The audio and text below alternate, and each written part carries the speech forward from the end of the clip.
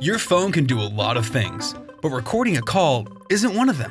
Whether you're documenting a customer service call or conducting an interview, recording a phone call usually requires the other person's consent. The most convenient way to record a call is to use a third-party app. No Notes is a free app that includes 20 minutes of call recordings with the option to transcribe. If you exceed that, you can always purchase more time for a small fee.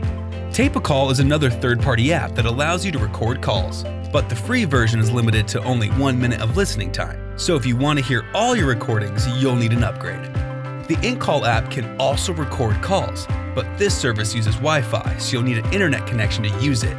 Google Voice can record incoming calls, but you'll need to set up a Google Voice number to use it.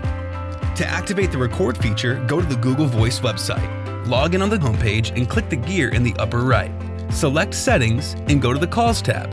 Check Enable Recording under Call Options and press the number 4 on your phone's keypad to start and stop recording.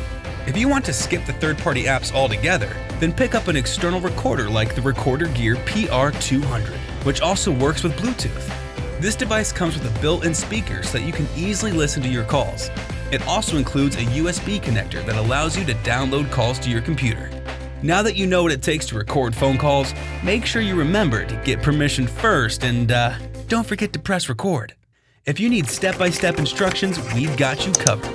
Just visit Komando.com and search Record Phone Calls.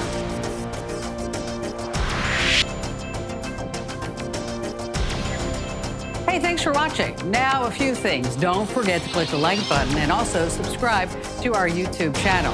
And for more digital know-how, check out all these other great links.